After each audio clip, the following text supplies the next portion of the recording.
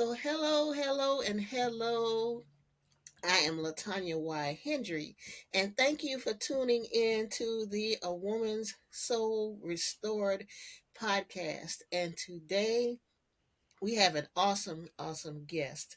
I'm going to do a brief description because I don't want to leave anything out, and I want y'all to know as much about her as possible. My guest today is a psychotherapist who helps people heal by facing their emotions they have been taught to hide. It may sound familiar. Instead of trying to fix people, she helps them safely express their feelings like anger, hurt, and betrayal. Emotions that often stay buried when we don't deal with them. She believes that true freedom comes when we give those feelings a voice and allow ourselves to be heard and understood. Through her work, writing, and podcast, she guides people toward peace, helping them reconnect with their emotions and rediscover their strength, confidence, and self love. That is powerful. So today, I'm going to let my guest do her introduction and then we'll get started with our conversation. So, welcome, Bronwyn. Yes, thank you, Latanya. Yeah, so I am a psychotherapist and I call myself an anger expert. Yes. And I didn't go looking to be either one. This is my second career. I'm in my 50s. And as life would have it, I was pretty firmly established in my previous career. I already had a master's degree in nutrition. I was enjoying that field, but I fell into a very, very severe depressive episode and couldn't make heads or tails of myself. And all my friends were like, you need to go to a therapist. So I did. I went to several different therapists. And each time I remember sitting there on the couch thinking to myself, you know what, Bronwyn, you are barely functional right now, but I still think you would make a better therapist than this person. Mm, So that catapulted me to go back and get a master's in counseling and then pursue becoming a licensed therapist. And that actually helped that depressive episode. I did fall into a very, even more severe, longer depressive episode a year or two after that. That lasted many years. okay. And in retrospect, like once I was able to kind of come out or come back up to life and start practicing therapy again, I'm connecting the dots between my clients, what they're telling me about their depression, their anxiety, their OCD, their whatever, manic episodes, and my depressive episodes. And what I found the common denominator always seems to be is our own suppressed anger, that Mm-hmm. we are being betrayed by someone and we talk ourselves out of our anger. We don't allow ourselves Right. to just go, you know what, this isn't okay. And I'm going to connect with my anger. My anger is not bad or wrong or dangerous. I'm just going to channel it out of my body by saying, hey, Latanya, this isn't working for me. That's Mm, me being yes. responsible for my anger. But if I don't feel like I can do that, or if that doesn't feel like something I'm familiar with doing, I'm just going to disassociate from my anger. And that's what I did. Both of my very severe depressive episodes, I didn't allow myself to feel angry. I didn't allow myself to confront, there were two different people for each episode that I needed to confront. And I could have done that in a very kind, respectful way. But Right. a lot of us as young children implicitly learned, maybe as young as age 2 when we're going through the terrible twos and we're Mm-hmm. starting to have boundaries for the first time with our mom and say, no, me do it, mine. And if Right. mom, if she's old school, which most of us were, and she's Yes. like, oh, you don't get to do that. And she gives us a silent treatment. She's like not really engaging as much, or she's shaming us in some way. That creates this little template in our little brain that says, my anger, my boundaries Mm-hmm. equal abandonment. And Mm, that's a little child cannot, you know, consider, can't even imagine being abandoned by their attachment figure because they won't live. And so that creates this fear, and that template remains in us unconsciously, so that when, now we need to confront, in my case, one of those depressive episodes, I needed to confront a supervisor at work and I didn't. And the reason is that template was still there going, too scary. Just do what he says. Just yes, okay. Wow. And so when I didn't confront him, I betrayed myself. And Mhm. that sets us on a spiral of mental illness, whether that's depression, whether that's anxiety. It could also be somatic. It could be things like autoimmune disorders. It could be migraines. It can be digestive issues, Yeah. insomnia, all of those things. Wow. It's intriguing how the mind can hold on to something as young as two and carry on into your adulthood. And that sometimes we can't even explain it. We just know we're going through it and it's happening, but we can't make the connection. When did this start in me? Exactly. It's the mind and it's the body that holds on too. And, Mm, I would say more the body, because as adults, we live up here in our brain and we yeah. actually disassociate from our body. So that's kind of us. So, for example, if I have a client and, you know, they're starting to speak logically about something, and I'm saying, no, no, no, I want you to tell your brain, Latonia, thank you. Thank you, brain. I love you. I appreciate your hard work, but I need you to go offline, because what we're doing is we're disassociating from our body Mm-hmm. and our feelings. And we're just going to drop down into our body and we're going to feel how it feels, because, you Yeah. know, we talk ourselves out of our feelings, and that never goes well. That ends up hurting us in the Yes. long Yes. run. We Yes. can't do that. That creates a rift between us, within us, that divides Yeah. us from us. And so my goal, as a therapist, and also like I have my podcast that I talk about all these things, because I really want to get these principles out to more than just my clients. I want the Yes. public at large to just learn these things so that we can all heal ourselves. We don't all have to go to therapy to do that. Um, and so the goal, though, is integration, because the word, integrate means to heal the inner division. It means Yes. to be whole. An integral number is a whole number. And so Mm-hmm. the goal is to become a whole, complete. And another adjective that would work here is mature. I mean, that's really what we're Yes. talking about, a mature person. Yeah. We're talking about a person with integrity. So there's that word integration, Mm-hmm. integrity. We're talking about someone who's whole. And so as we stop, disassociating from our very selves, our bodies, our feelings, we stop talking ourselves out of things, we stop rationalizing, we start coming back to, you know, I'm just going to feel this anger. This anger is there to Yes. give me wisdom. It's not bad. Yes. I'm not going to judge it. It's involuntary anyway. It's not like I can, you know, I'm not going to judge something. I can judge my actions, but not my feelings. Right. They're there to Right. give me Right. wisdom. So, what does this anger need from me right now? Oh, it needs to have a boundary. It needs to Mm-hmm. confront this person in a respectful way. Wow.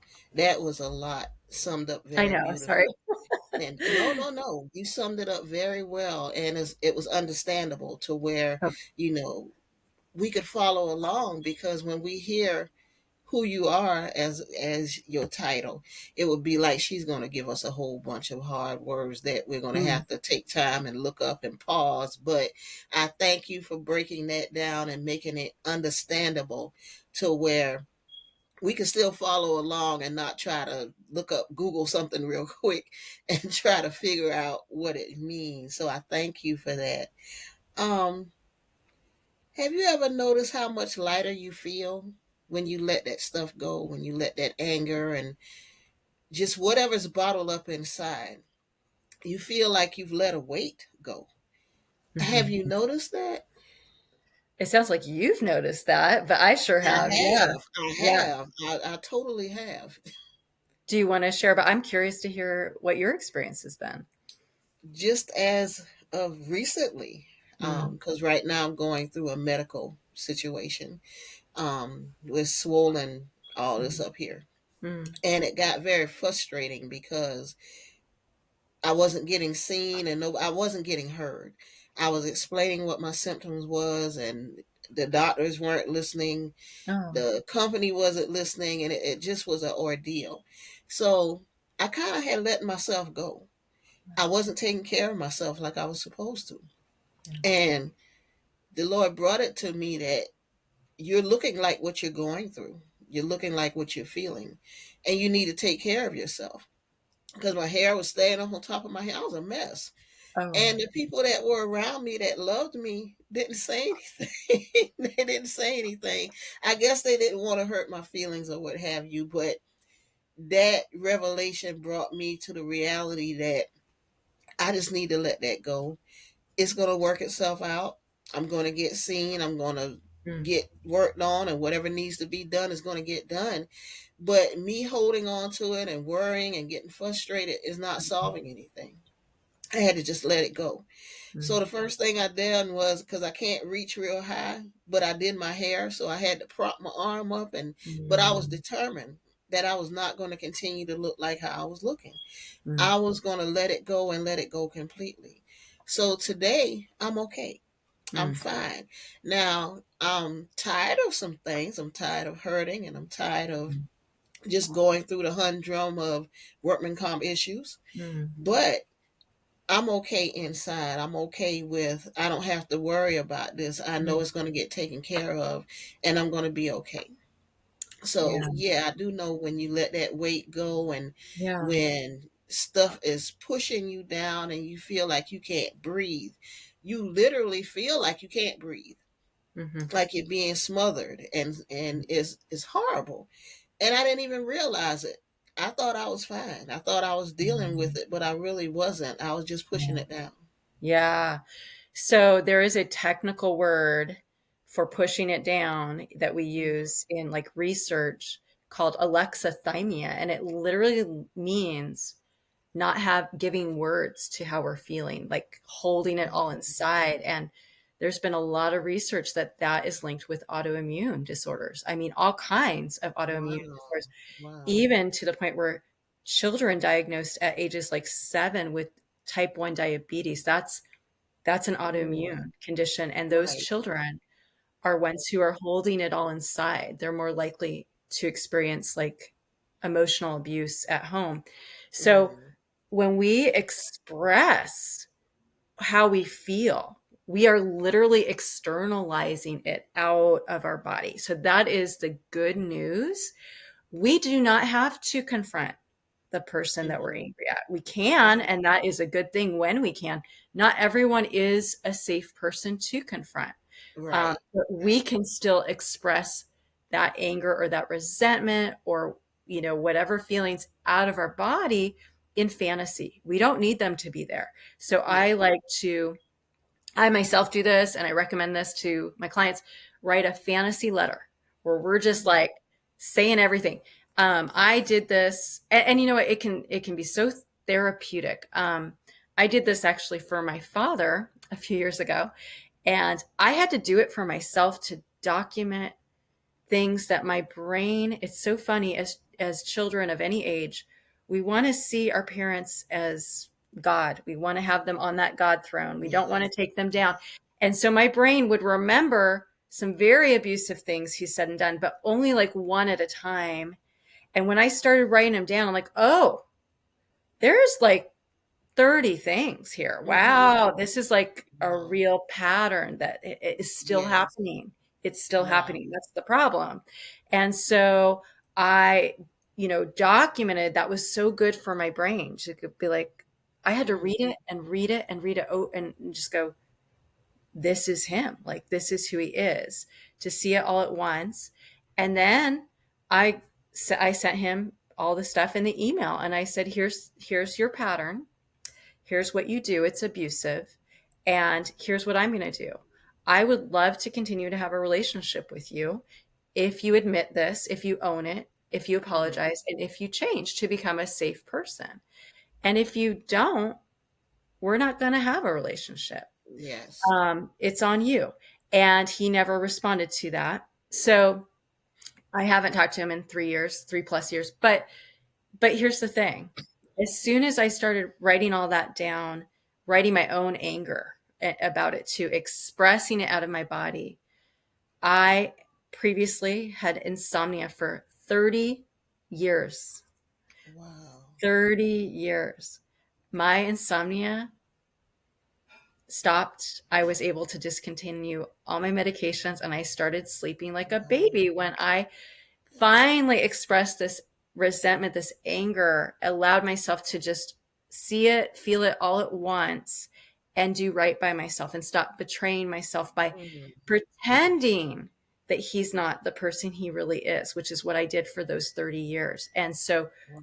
and that's been about 4 years now. So 3 or 4 years. So yeah, when you say, do we feel lighter after we, get these things out of our bodies? Yes. And I see this with my clients. I have so many stories. I have one story in particular of a client who, when she first came to me, she had hallucinations for Mm. years, for years. And her hallucinations were very interesting. They were, and she's given me permission to share her story. I don't share her name, Okay. but um, Okay. she had hallucinations of evil witches and dementors, like in Harry Potter, the Yeah. soul-sucking dementor characters. Yeah. She would see them out the windows at night and she would be terrified. And Oh. as I got to work with her, I started saying, I'll call her Kelly. I started saying, Kelly, those dementors, those witches, they seem to be your brain's way of telling you who your mom is, like the truth about your mom. Mm-hmm. And she's like, I think you might be right. And Mm. she ended her relationship with her mom. The minute she did that, and it's been over 2 years now, no more hallucinations. She has been able to get off Wow. all kinds of all her meds, Oh and my she is more goodness. stable and happy than she has ever been. And Wow. so, yeah, our bodies are always communicating to us. I think my brain or my body with that insomnia for 30 years was little Bronwyn saying, Mm. wake up. What are you doing? Why are you Right. betraying me? I'm trying to sleep. And she's saying, wake up, stop betraying us. This, Mm. this father that you want to think is good is hurting us. And that Wow. was my insomnia. So our bodies are speaking to us and we need to Yes. listen. And that's how we integrate. That's how we become more whole. That is intriguing. Do you have male and female clients? Mm-hmm. Do you recognize or do you observe a difference? Is it more women that hold on to those emotions, or is it equal? I would say it's equal. More women seek out therapy in general, for sure. Okay. But Okay. I think we're about the same internally. That's interesting as well because men are seen as the strong one, and that's probably why women seek out that help more than men do, because it's like a weakness. Like, I don't want to do this because this is going to make me look weak, make me look like I got a shortcoming. So I'm just going to hold on to it. Whereas we as women, we want to be better. We want to be whole. And sometimes it doesn't matter how that looks to get there. We just want to get there. So I could totally understand how, it's equal, but the women seek out help more than our male counterparts do. Because that Yeah, strength.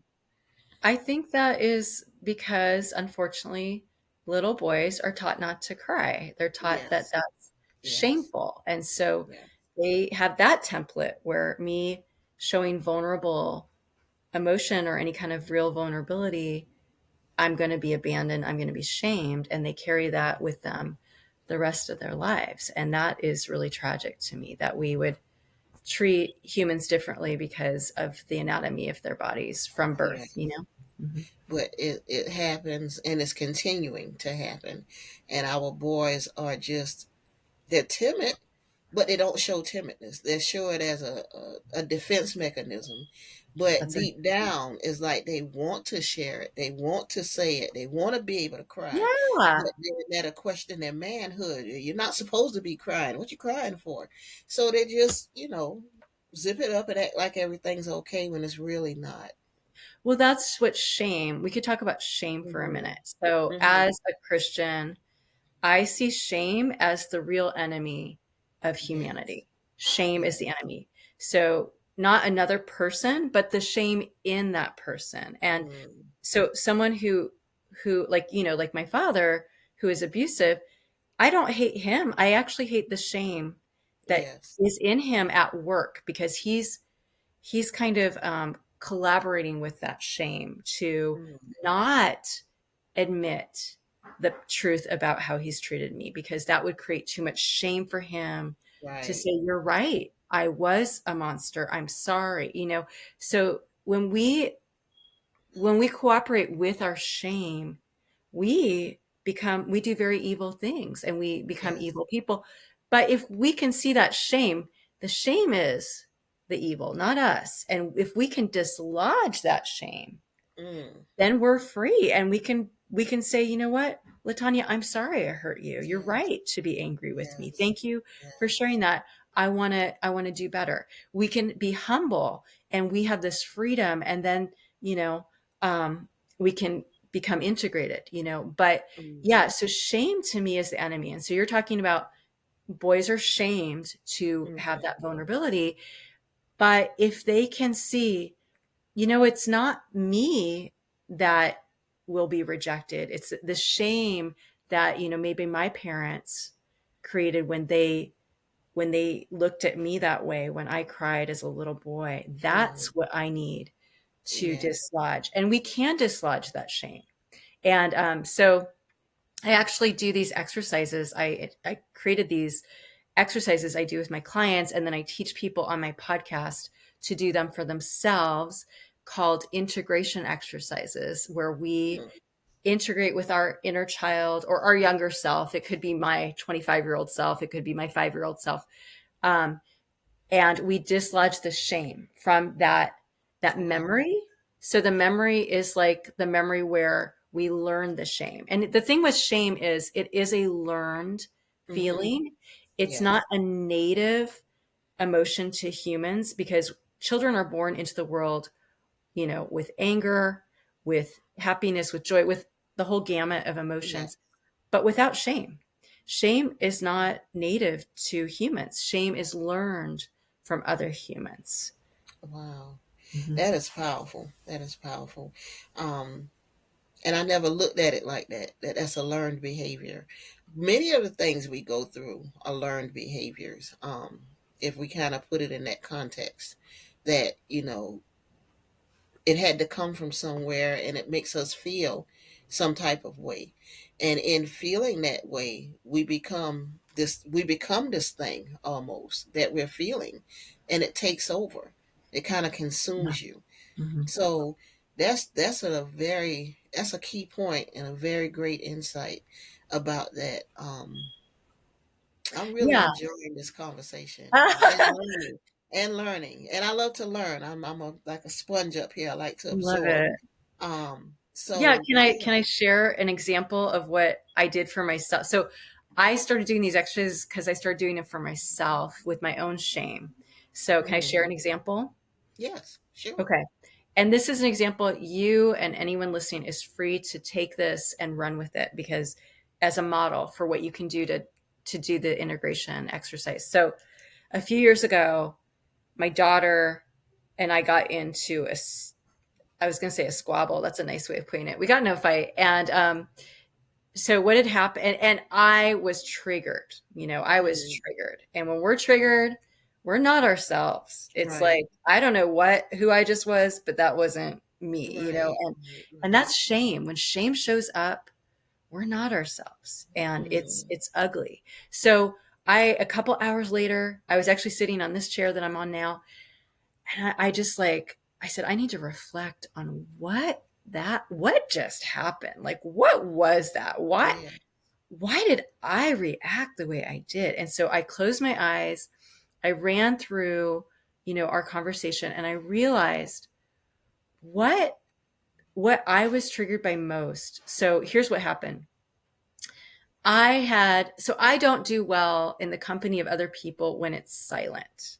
And so Okay. that's been a lifelong thing for me. And so what I learned to do early in life is I'll ask people questions, because I can't handle the silence. But that's a me problem, right? That is Mhm. not anyone else's problem if they don't feel like talking, like my daughters, for example. And so Okay. I was in the kitchen at the same time she wasn't talking. I was uncomfortable. So I started asking her questions. She didn't want to answer, which is her prerogative, but I got angry. That was, Mm. so then we got into the fight. And so I thought to myself sitting here, why am I so triggered by silence when I'm with someone Mm. else? So that's when I closed my eyes and I imagined being with someone else, being with my daughter, and it being silent. And I said, what does my body feel when I'm in that situation? And I felt this tension in my gut. And Mm. so what we do then when we feel our body, when we're triggered, is we just keep our eyes closed and we let our mind float back, focusing on that sensation. Let the mind float back to the earliest time we felt the same sensation. And Wow. that will take us back to what I call an imprinting memory. When we Mm. learned that template, when that shame Yes. was given to us. So it took me back to when I was 3 years old. There was a time in my life where my mom was very, very depressed, and I was in her presence all day, every day for these few months of time. And she neglected me. She didn't even make any eye contact. She was Mm. silent.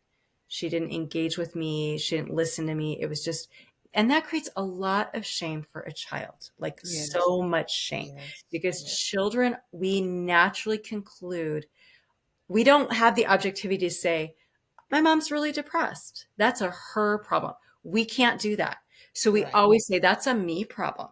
Right. She's not making Right. eye contact because I'm not enough. That's what we Mm. always do. And so that's where that shame comes to play. And so I pictured, I pictured little 3-year-old Bronwyn. I pictured that me, adult Bronwyn, going to her, getting down on her level, looking her in the eyes. And I said, little Bronwyn. So I pictured little 3-year-old Bronwyn.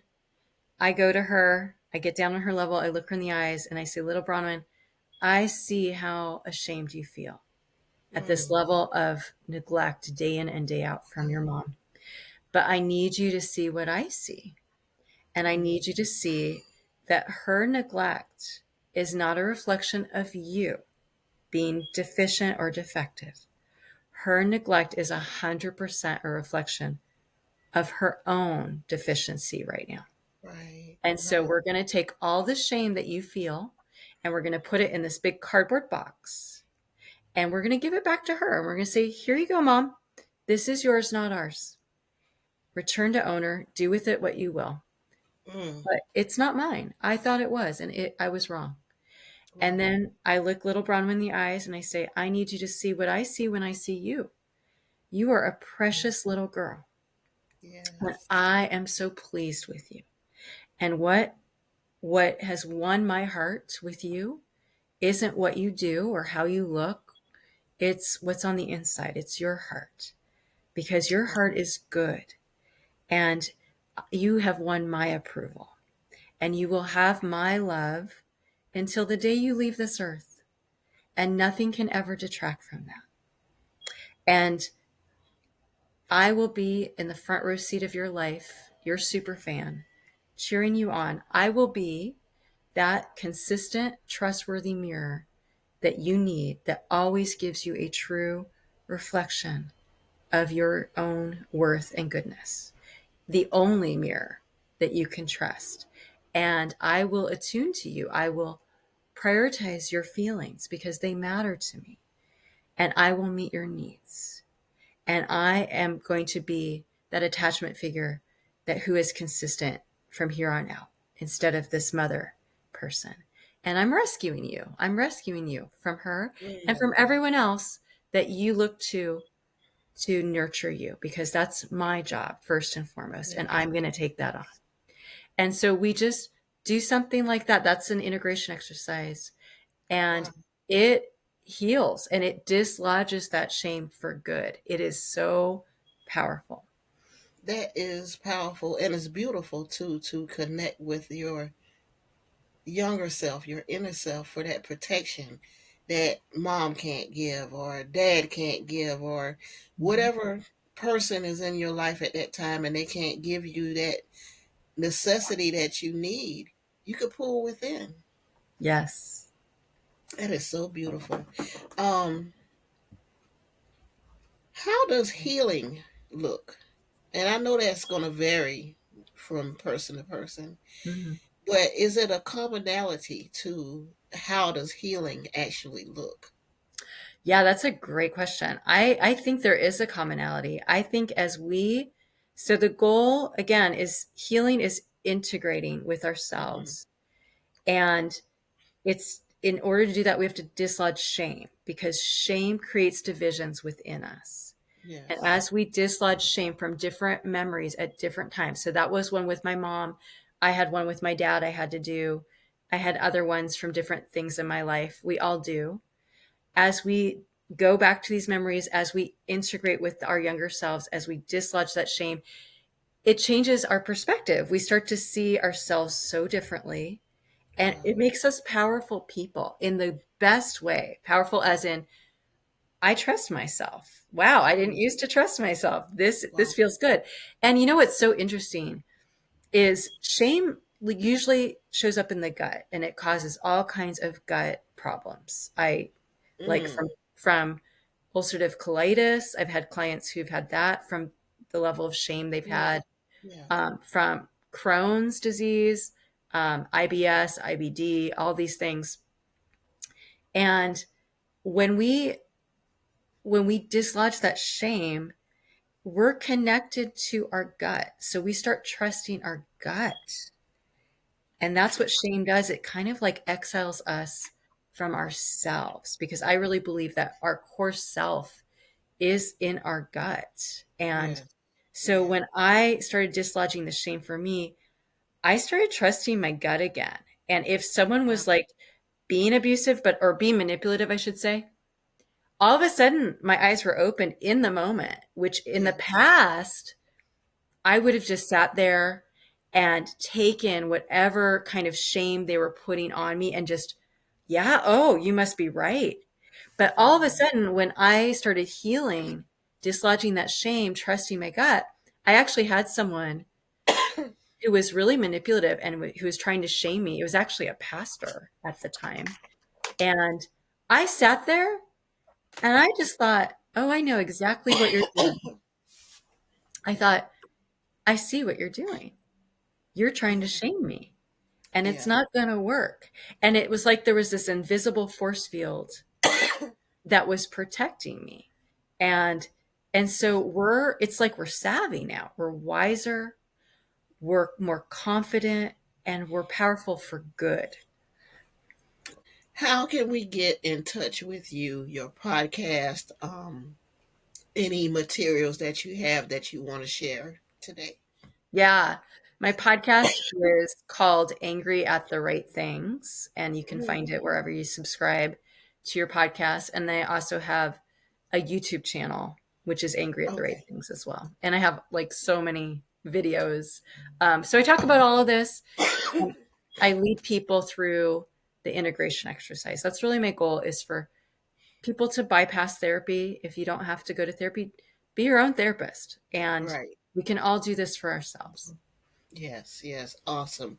Awesome. I thank you so much for sharing your time and your information, your vast of information, and we thank you for coming to the Woman Soul Restored podcast. Um, do you have any final words you would like to say? Sure. I would like to just say that, in the past, I used to think that being true to myself was like a selfish thing. And Mm, now I see it as, when we